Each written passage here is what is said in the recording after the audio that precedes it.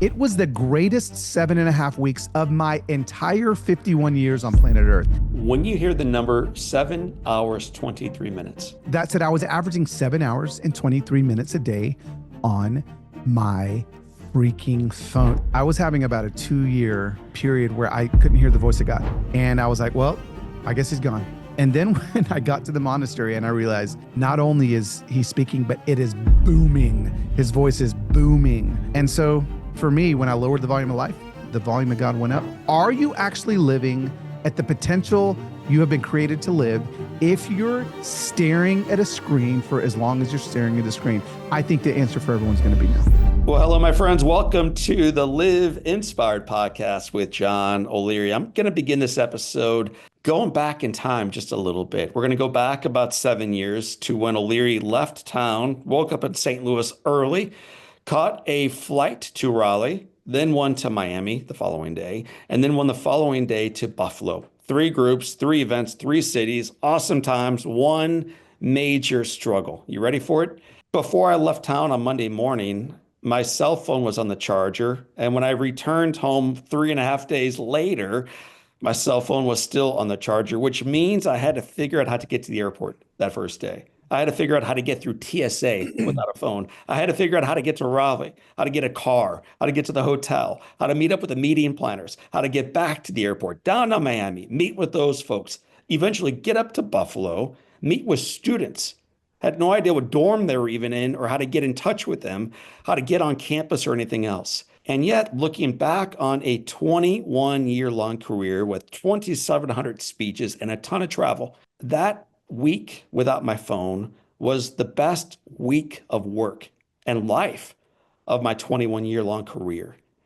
Today, we are going to be bringing on an expert who will share with me not only in some regards why that is the case for John O'Leary, but far more importantly, why it matters to you, how we can be liberated to do what matters most in our life, and how in spite of the struggles we face, including the struggles of distraction, to recognize how firm the foundation is, that God is still God and the best is yet to come. I've got the joy of bringing you someone that I've been looking forward to interviewing now for 13 weeks since I first read the book, since I first listened to the podcast, and I've listened to 10 cents. I feel like I know this guy, and I told him right before we went live, I love this man. You will too. So without further ado, let me bring him in. My friend, now yours, his name, Carlos Whittaker. Carlos, welcome to Live Inspired with John O'Leary. I mean, I feel so welcome. I'm already inspired. I'm ready to live inspired. I'm so freaking pumped. Can I just borrow you to introduce me to every single person that I'm going to be introduced to? That was awesome. Well, just like your PR people wrote that for me. I've never been in Buffalo, Miami, or Raleigh. I just read it word for word like the Whittaker PR agency told me. Yeah, there you go. No, dude, that's so good. I love it. I love it. And dude, how freaking cool was that you were forced into having the best week of your freaking career without even knowing it was going to be the best week, right? I mean, how cool is that? It led to intentionality. Apparently in hotels, there's hotel phones still. I don't think those who travel even know it, but I had a phone next to my bed plugged into a wall, and I would call my wife. It took like 16 numbers to punch in before I get to her numbers, but I could talk to her still. Through email, I could figure out the address of organizations I had to speak to. I could tell them ahead of time, hey, weird deal going on. I don't have a cell phone, but I'll be here at this time. And so as I was going through your story, and yours is far more beautiful than mine because you spent more time there than I. But dude, there are lessons to be learned. So let's start here. If I were to meet you at a grocery store and neither one of us has a phone in hand or a kid's hand in ours, we're just kind of cruising the aisles and we bump carts and I'm like, hey man, I'm John O'Leary and I do this. Yeah. Introduce yourself to me in a supermarket. What do you say? In a supermarket. Wow. I love this. I bump into you and then I apologize because I'm really bad with those grocery carts.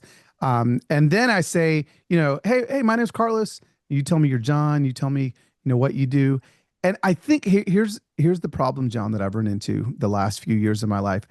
I don't know what to say to people when they ask me what I do. I don't know what to say, but what I do know that I love to do is I would look you in the grocery store across the cart for me, and I would say, but you know what I do love to do? I don't know how it happens in different ways, but I try to give people freedom in some way, shape, or form in some pain point in their life. And that's really what I try to do every day, whether it be on a stage, through my book, through my phone screen, whatever it is. I know that every single human being has a pain point, a true pain point that is brought about by something true in their life. And I want to just help them get past that or get through that. Or even if they don't get through it, just sit with it in a better way. I love it. I love, and so I think that's my thing. I try to bring freedom to people in some way, shape, or form. When you hear the number 7 hours, 23 minutes, tell me why you're laughing. Tell me why that matters. Well, because that is the amount of time I was spending staring at my iPhone 14 Pro Max a day when I got that screen time notification that we all get on Sundays. I don't care if you have an Android phone. I don't care if you have an iPhone. You will get, unless you turn it off. I've just recently found out there's a way to turn it off so you don't feel so bad every week. But I got that notification that came across my phone about 2 years ago, I think, that said I was averaging 7 hours and 23 minutes a day on my freaking phone. 7 hours and 23 minutes a day, which, to be fair, I immediately started justifying. Well, of course I do. I'm like a Instagrammer. It's like what, it pays my bills. It's what I do until, John, I started doing the math. And the math is where, my life began to feel like a deck of house of cards when I realized how much of my life I was truly spending, which that was the math, right? 7 hours, 23 minutes a day equals approximately 49 hours a week. That's 2 entire days a week, right? Then I kept doing the math, over 100 days a year, morning and evening, sleeping and awake, that I was looking at this phone. Like, that's no way to live. And so when you say 7 hours and 23 minutes a day, that's what it immediately rushes my brain back to that moment when I saw that and I said, this is no way to live. Mm. Where did the idea come then to lower that, not by a minute or two, but dramatically? Because it's one thing to say, because I see that too. Mine's closer to 3. Sure. Sometimes the first Yeah. number is 4. Yep. But I recognize that's too much time. Yeah. For you to go from 7.23 to Yeah. 0.0, Yeah. man, that's abrupt. So where did the idea come from for that? Okay, so there had been I'd known and I'd felt this pain point in my life for a long time. I just felt like, gosh, like this can't be healthy. Like, what's it doing to my brain? What's it doing to my soul? I had all these questions. And honestly, like, I'd done a couple detoxes where I like deleted Instagram or I deleted some things off my phone, and it felt good for a week or two. And then, the question is that, like, how's that going for you? I mean, you just go right back to it, right? And so then, John, I started like looking, okay, maybe somebody can actually tell me what it's doing to my brain and to my soul. Like, somebody out there has to have figured this out. So like I start researching. No, I mean, I see a lot of like data from Harvard studies, and I see a lot of data, but I couldn't find a person that had like stopped looking at their phone. And the more I researched, the more I realized nobody's done this. Like, nobody has gone from whatever hours a day to 0 for a long period of time. So it's just my personality. I like to make myself a guinea pig and try things out. My obsession in my 30s was I wanted to be Mike Rowe. I wanted to like do the dirty jobs thing. Like, I would just want to go experiment, and I want to be this, I want to be that. So I just went to my wife and I said, what do you think it would look like if I spent, initially it was 2 weeks, 2 weeks. And initially it was like, and I moved to a cabin and I didn't look at a screen. And she's like, I mean, that'd be a good idea, but I think it's going to take you longer than 2 weeks to figure it out. So, I enrolled the help of a neuroscientist. So there was a little bit of data involved. And when I went to visit him and told him what I wanted to do, he literally told me, he goes, this is actually going to take about 2 months to see any change in your brain. And so that's when the idea went from a week or two in a cabin to, okay, I've got to do this more intentionally. So I just started thinking, okay, what are some subcultures in America that aren't as reliant on screens as I am? And I really couldn't think of any, gosh, I mean, I was even thinking like construction workers. I've got some friends that were like in construction, and they're like, nah, we're on our phone all day doing this. Like, we rely on the screens for all this. So ended up splitting my time between about 20 Benedictine monks in the high desert of Southern California, and then a small town of maybe 100 Amish in Mount Hope, Ohio. And so I split my time between those two groups and had some pretty transformative moments when I got to live with them. So yeah, so it was about 7.5 weeks. I never looked at a single iPhone, Apple Watch, laptop, TV, nothing, no screens at all. And it was the greatest. This is not, no exaggeration. You said that that was the greatest week of work you've ever had. I can tell people beyond a shadow of a doubt. Just had this conversation with my wife 2 nights ago. We're laying in bed and she's just like, was it really that awesome? And I'm like, I cannot tell you, it was the greatest 7.5 weeks of my entire 51 years on planet Earth.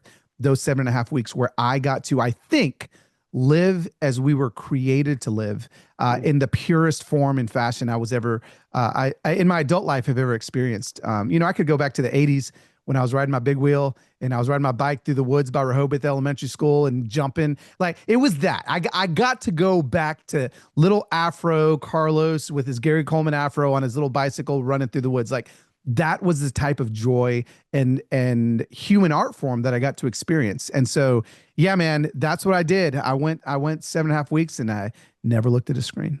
Since I've been married, I have spent a couple days going back to a farm that I worked in high school Okay. and supported the guys out there, manual labor, outside all day long, busting tail, man, phones don't work. Oh So yeah. 2 days doing that.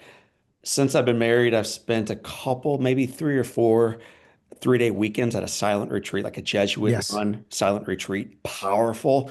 But dude, Sunday at noon, I'm home. Yep. What is it like to tell a wife who also is the mother of children that her husband is leaving town and he'll be back in 2 months and he won't have a phone? Yeah. Yeah. Yeah. That's Because a great question. this isn't your job now. Like this is you Right. plural when you make a decision like this. This is Oh affecting yeah. everybody. So was your wife Yeah. supportive of this? Yes, that's a great question. So, first of all, I will tell you that not only was my wife supportive, but she could envision a version of me coming back that she has been waiting to be married to for a long time. And I think that's why she was like, "Oh my gosh, it's almost like you're going to rehab. Like this is going to be not only transformative to you, but to me, to the kids, to your relationships, to your friends." And so what it looked like was my wife was actually the one that really helped me land the monastery. So my wife's father was a oblate, which is basically like a almost like, for those that aren't familiar with religion, like it would be like a civilian working with the military. It was almost like a civilian that takes the oaths of monastic living, but they're not monks, right? And so he was one of those up at the abbey, and so all the old monks that were 70 years old plus remembered my wife when she was like 3 and 4 years old running around the monastery. So I had an in there, right? Like I'll never forget my wife picking up the phone and calling Abbot Francis and him being like, "Oh, I remember you, little Heather." And, it just was so cool. So like there was some history there. Her father is buried there. There was some history with the Amish. There was no history, bro. Like I literally like went to Amishville, applied in person on these Amish Bro, farms. it pains me, man. Like I've been reading this and you mentioned your afro. You don't look like these guys, man. You don't worship No, these guys. You don't work like these guys. You don't know these guys and you jump in with these no. guys. It's a I crazy story. Yeah, yeah. And so I got rejected by a good few farmers before I finally found the Millers, who so lovingly invited me onto their sheep farm to turn Carlos into a sheep farming Amish man. And and so, but back to your initial questions. This was the cool part. The cool part was it was 7.5 weeks, but I actually spent 3 of those weeks with my family. So the first 2 weeks I was with the monks, no screens, living that life. The second 2 weeks I was with the Amish, no screens, the whole thing. The last 3 weeks I was with my family with no screens. So they actually got the benefit for my wife. That was really what she was like feasting on, right? Was like Yeah. at the end, they got 3 weeks of dad never looking at a screen.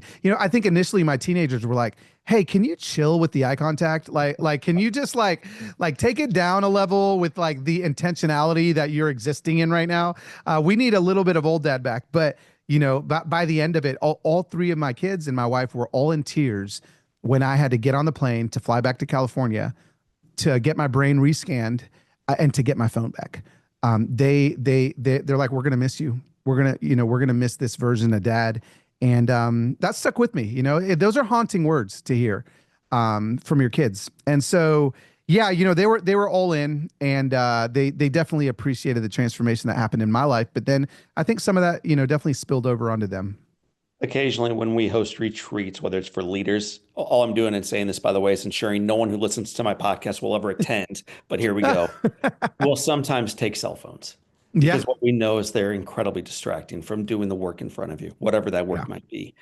absolutely. You lose your cell phone. You go up to the high mountains of California. Father Patrick, I think, guides you up to Yeah, Mount Carmel. What yes, is it like for this man who spends 7 hours, 23 minutes a day on his phone, tethered to the world, yeah. to leave the world behind, have a simple bag, and an ordinary monk guiding Oh him my up the gosh. hill toward his one-room cottage? I arrive at the Abbey and my best friend Brian drops me off, and literally it felt like I was being dropped off at a bus station in the middle of nowhere, Kansas, like with no quarters in my pocket, no payphones around.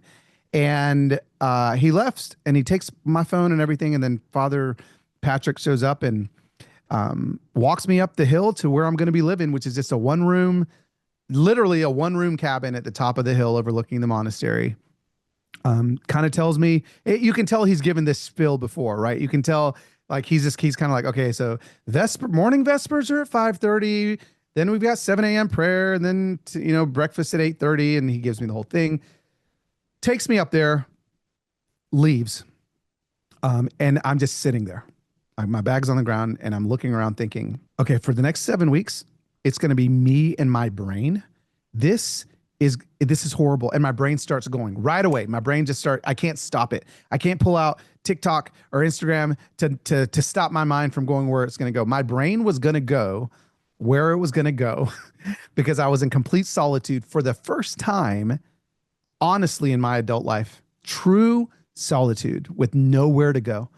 And so I'll tell you this: the first few days were some of the most torturous days of my existence. Honestly, and that sounds so intense, but I'm telling you, like I was having physical manifestations of anxiety. I was having heart palpitations. I woke up at 2 a.m. I felt like I had the flu, like night sweats, like my body, dopamine levels, serotonin levels, everything was readjusting from 7 hours and 23 minutes a day to nothing. And, hindsight 2020, coming back and talking to a neuroscientist friend of mine, he's like, no, you were literally your body was coming off of a drug.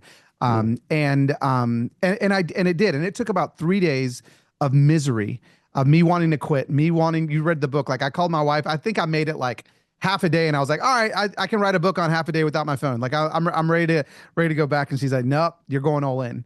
And after, I guess it was morning 4, maybe, I woke up and it for the first time felt like an elephant had stepped off my chest. And I was like, oh, this is what living actually and breathing actually feels like. This is the pace that maybe we were created to move at. And at that moment, that was the first moment I went all in. For 3 days, it was a fight. For 3 days, it was all about the phone. For 3 days, it was all about my screen. It was all about everything I was missing. Day 4, from day 4 to whatever day 7.5 weeks is, I don't know because I'm not good at math, but whatever day that is, from day 4, John, it was never about my phone. I'd forgotten I even had a phone. It was all an experiment about interaction, savoring, community, the table, all of these beautiful things. And I was like, I thought this was an experiment about a screen. Wait a second. This actually has nothing to do with my screen and everything to do about relearning this lost art of living with others and humaning. And so, yeah, man, it took a few days, but after those few days was when the journey really began. You were journaling voraciously. Mm. Every bird you saw, every sunrise you saw, every challenge you faced goes down through your Yeah. hand and that pen into a piece of paper, the journal. and then you've stopped. Yeah. Why'd you stop journaling? Something that felt so important when you began the journey. Yeah. I mean, I'll give you the blatant answers. When I went from the monks to the Amish, I went from 23 hours a day of solitude and silence and being able to journal to what felt like 23 hours a day of lifting hay and like shearing sheep.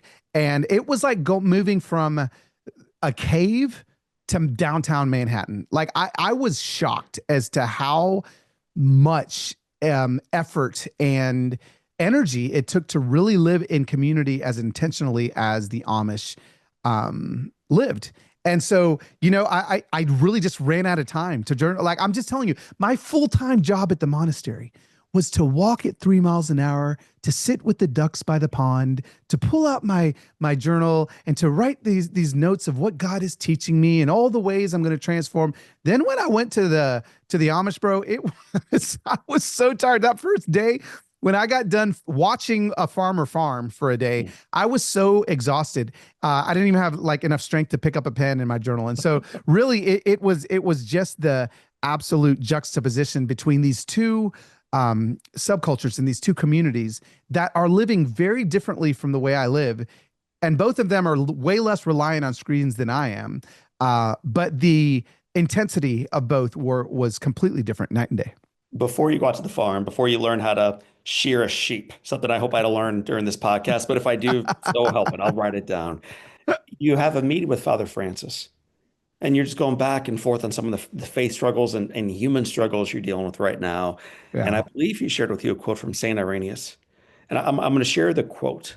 Yeah. And then you tell me, like, it seems like it mattered maybe when it was written years and years and centuries ago, but why does it matter still? So here we go. Okay. Quote is, the glory of God is a man fully alive, and the life of the human consists in beholding God.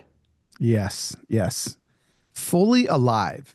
So there's two parts of that for me, that were very transformative for me, and I think speak volumes to where we are as a humanity today. To be fully alive.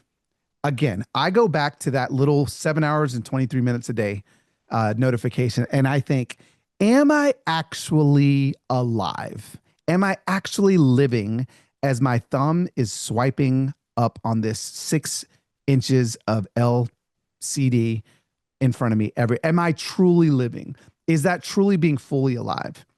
So there's the fully alive piece, right? But then there's that word behold at the end.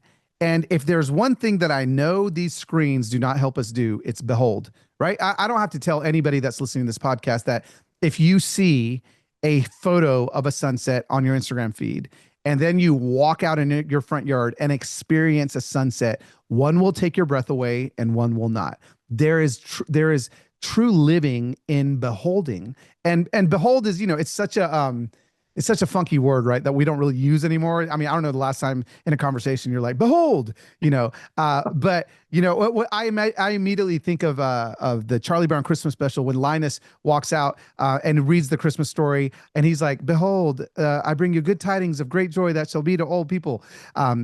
These are angels talking about like beholding the grandness and the glory. Yeah. And so one of the things that he told me to do in that moment is I'm having this crisis of faith, right? Like I no longer have like my phone, so I can listen to a podcast that can make me feel better about all these questions I have. He's like, no, just go climb the mountain. There's a mountain behind your cabin. Go to the top of it. There's a storm rolling in. I want you to go to the top and I want you to behold. I want you to behold. And John, if that wasn't one of the most profound moments of my life, I don't think I got it till I got to the top of the mountain.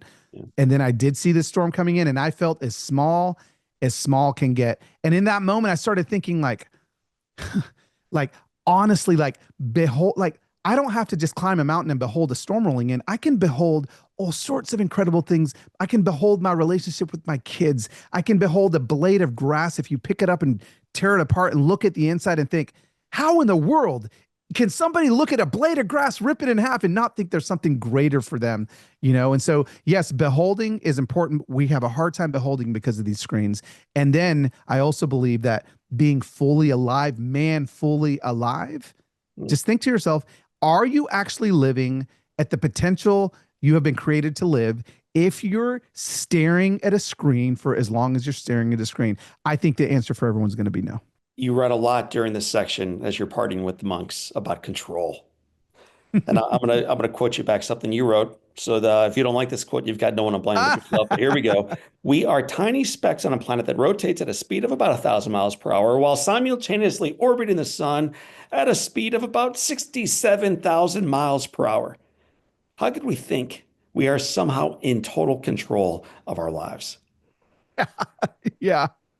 I mean, so because man, you're writing about this as you're also sharing that you try to learn about the Big Bang while you're out Yeah. there. Yeah. And then you Yeah. realized about 11 pages in, you got to figure it out.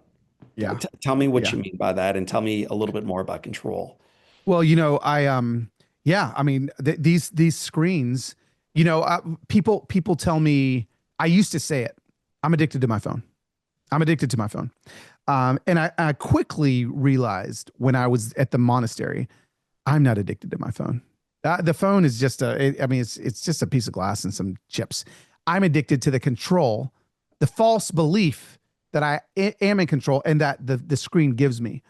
So suddenly I'm no longer in control. I have no way to track my kids. I don't know on Life 360 if they're going 45 miles an hour or 60 miles an hour. I don't know where they're at. I don't know anything. I don't know the news. I had a spot show up, like a little mole show up on my neck, like day 2 of being. This wasn't in my book, actually. I don't know if I've told very many people this. I had a mole show up on my neck the second day of being with no phone. Do you know the control I wanted to have, like to WebMD and tell myself that this isn't going to kill me in the next 7 weeks, right? Like so much false control that we feel like we have because of these screens. And there was a big wrestle with me and control, and the fact that I actually started feeling out of control. I feel like once I came to terms with, yeah, sure, there's certain things that there are certain things I can control day to day, but really the truth of it is, once I'm comfortable enough to say there's not a whole lot in my life that I can control. There are some things I can, but most of it I can't. It was pretty freeing for me to find that space. And and speaking of like the Big Bang, right? So like I had this moment where there's this used bookstore at the monastery, and it's funny what you find in like a monastery used bookstore. They're obvious. I was just thinking that, dude. What a crazy bookstore. Yeah. There's not a monk that's like looking at the titles before they put them in there. Like it's all kinds of stuff in there. And so like, I'm having kind of, it's pretty big crisis of faith while I'm there. Like everything starts sounding like a fairy tale. And I'm like, what's the meaning of life? Right. Like I'm like crying with the monks. And I find this book that is basically, it's about the Big Bang. And I'm like, well, is this the way that the universe was created? And I just started reading about, and I was thinking, okay, this is going to be the end of my faith. I'm going to read this book.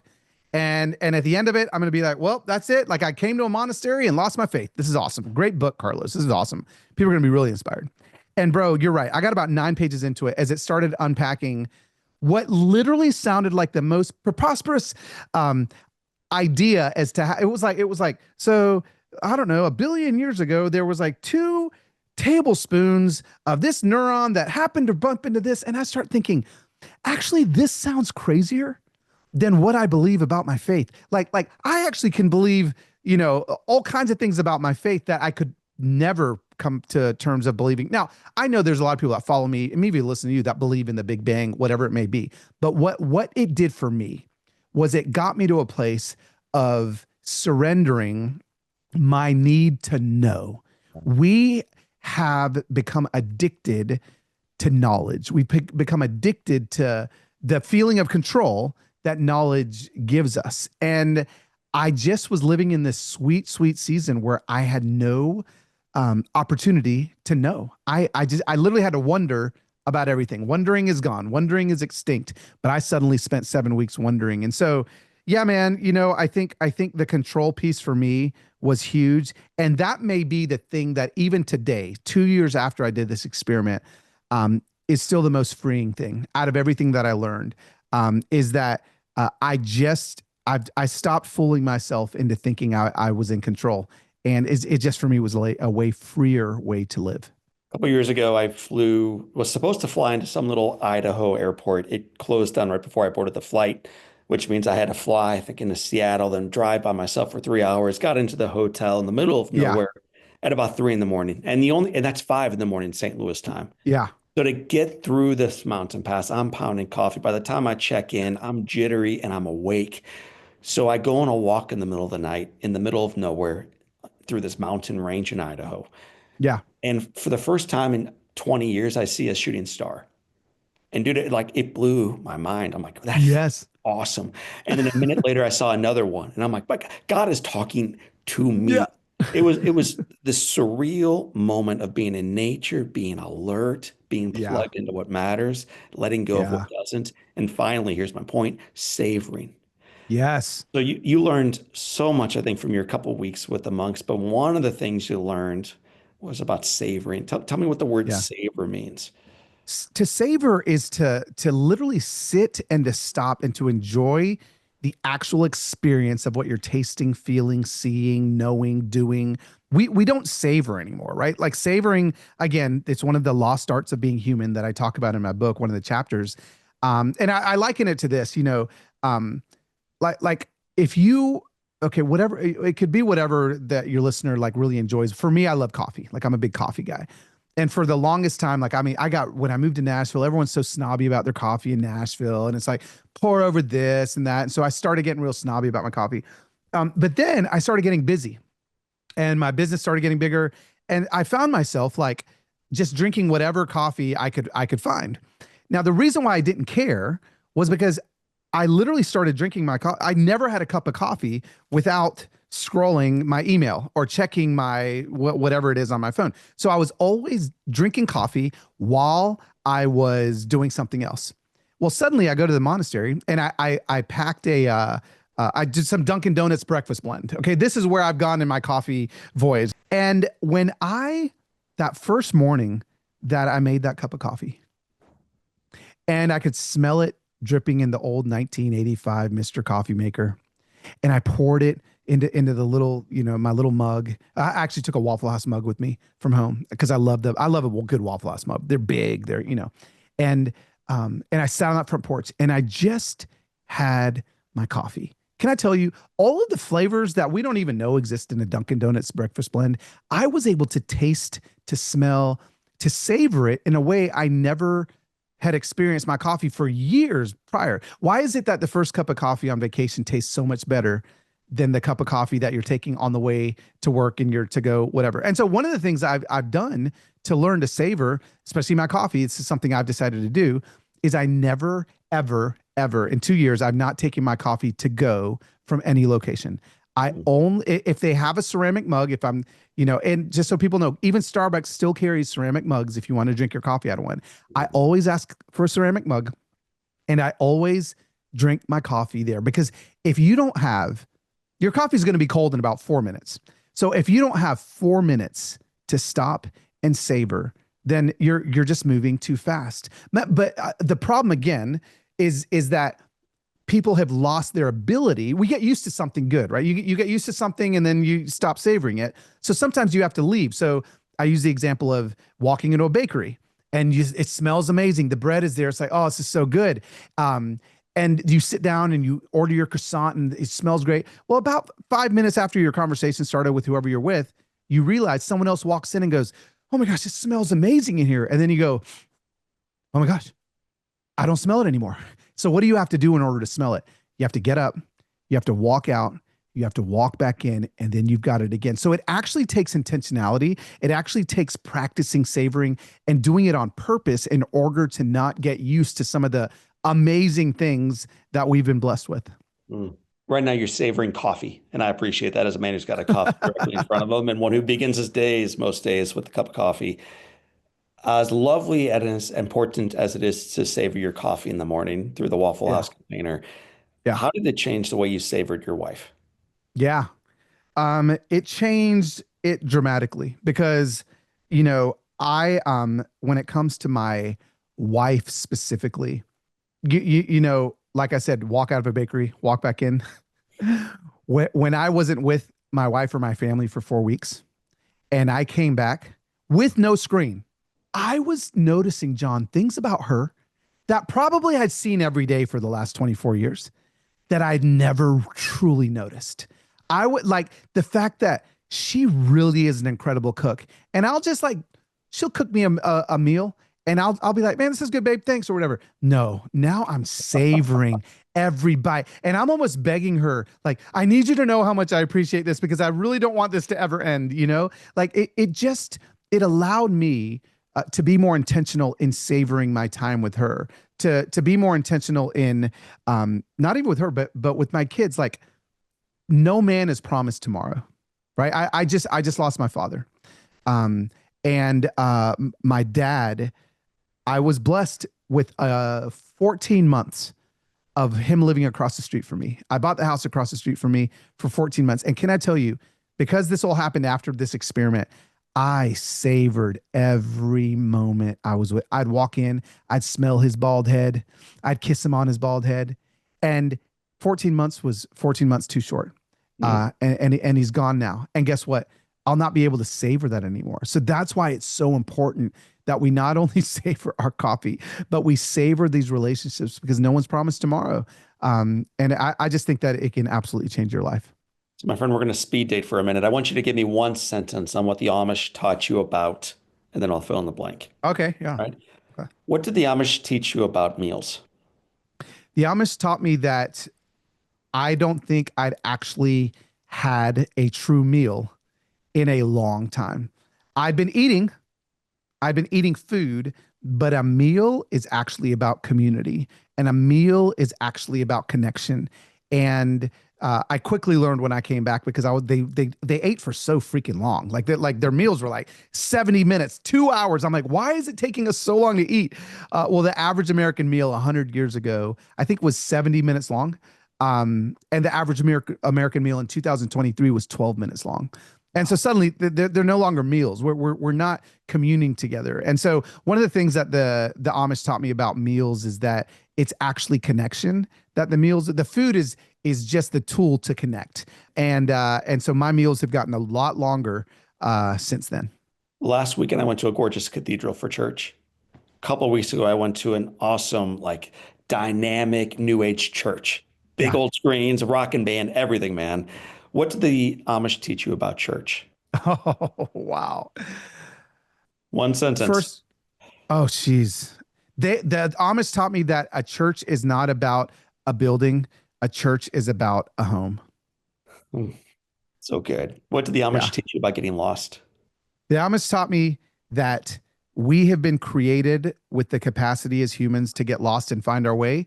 And we have slowly but surely muted that ability to get lost and find our way. What did the Amish teach you about community?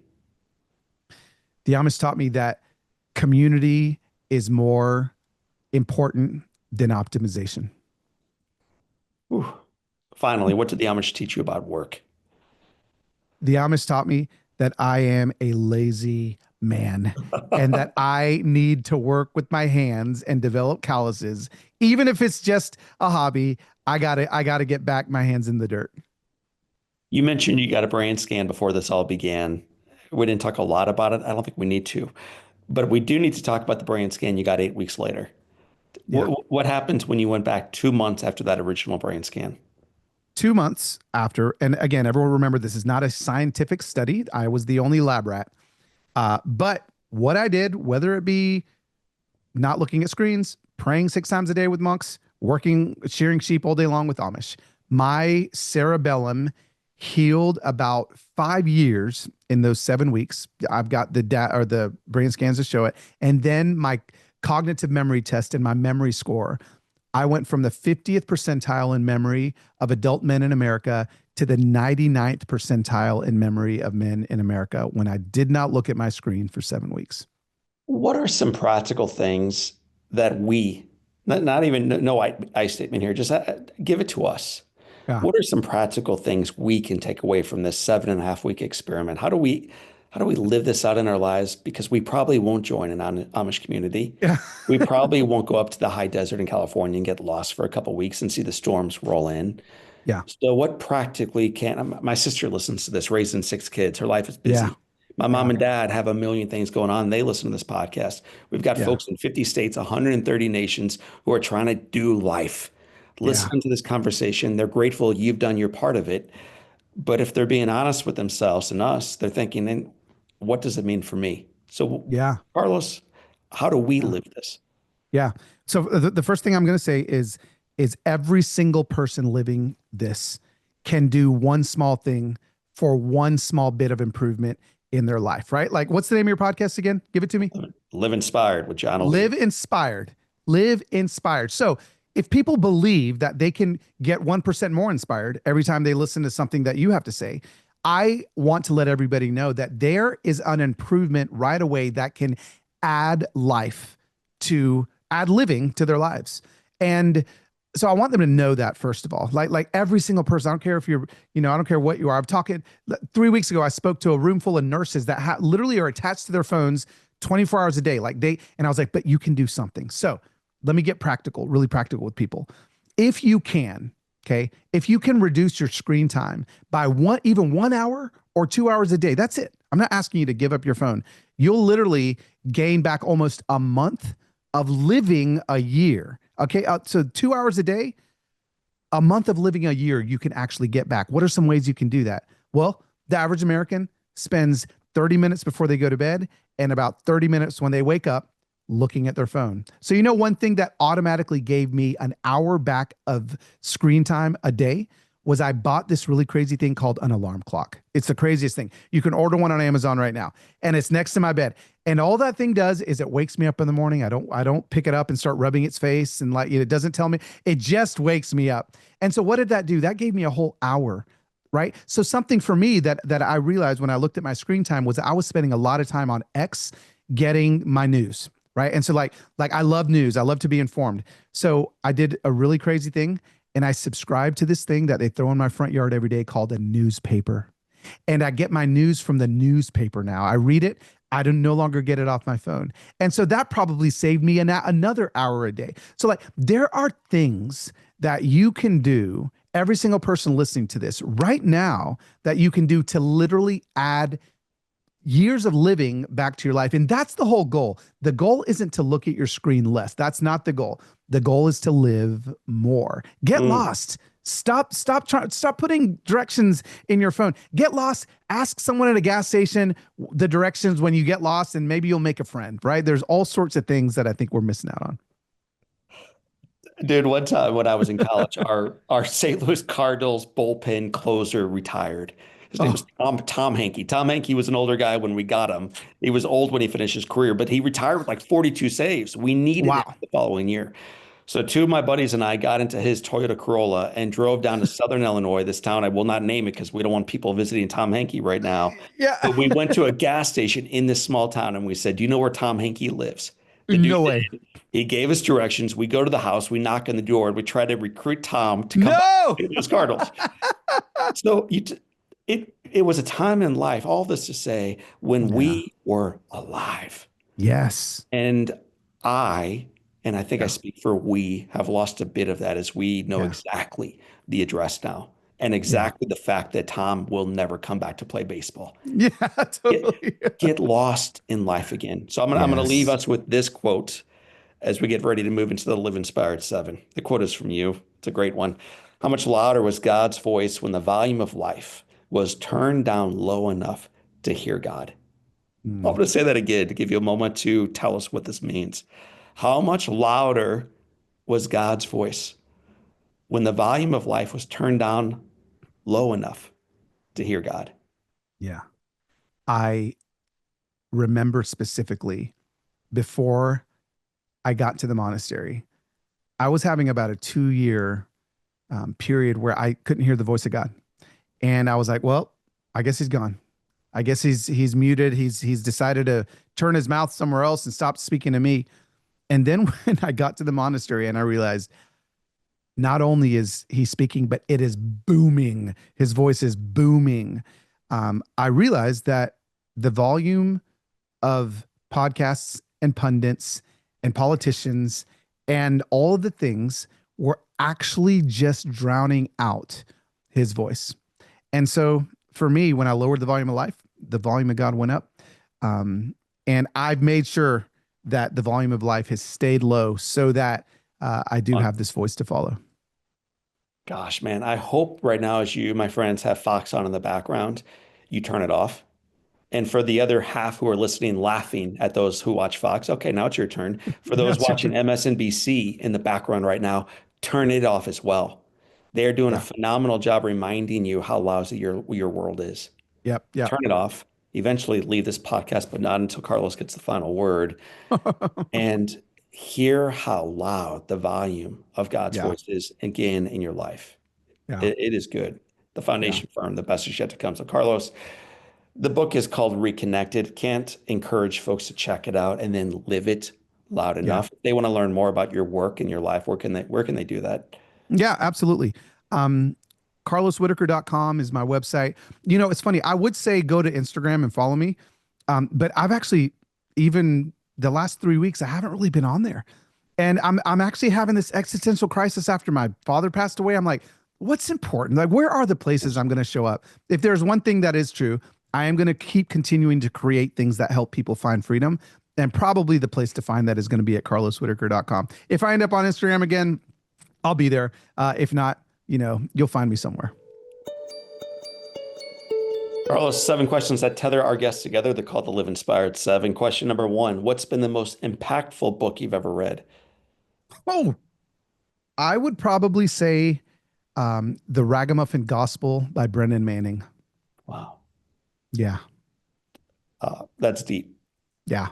What's what's one positive characteristic, one trait that you possessed as a little boy, jumping through the lake beds and creeks with your afro that you wish you Yes. possessed as brilliantly today? So something you Yeah. were that you're not as Oh, much today as what? I think I was softer. That's going to be the word I use to describe it. There just wasn't as much angst inside of me, and there was just a little bit of softness that I think I've lost. If Yeah. your home caught fire and Heather, the kids, the animals, the cell phones, everything's out safely, man. But you have an Yeah. opportunity of running in and grabbing one physical thing. One, What's that one thing you would grab from the burning house? I would probably it's one binder. This is going to sound so lame.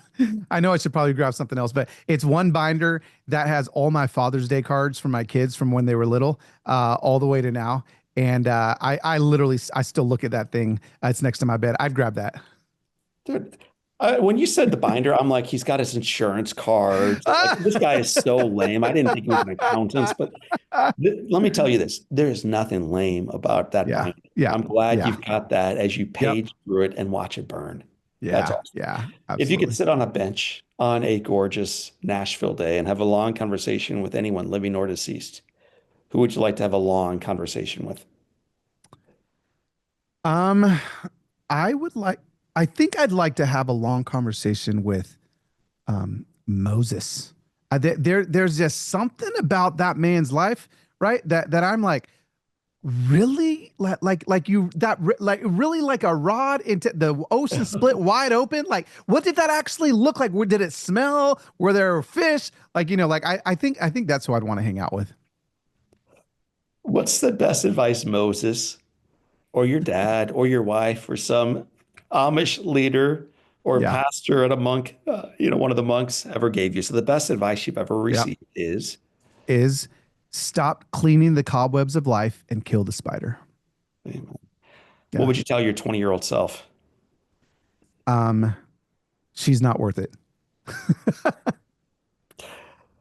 Carlos Whittaker, author, cobweb cleaner, spider killer, parent, Yeah. friend, and incredible son. It has been said that all great people can have their lives summed up in one sentence. How would you like your one sentence to read? Ooh, John, Lord have mercy, bro. You asked the best questions. Um, my one sentence would be he reflected Christ's glory every opportunity he had. Hmm. Yeah.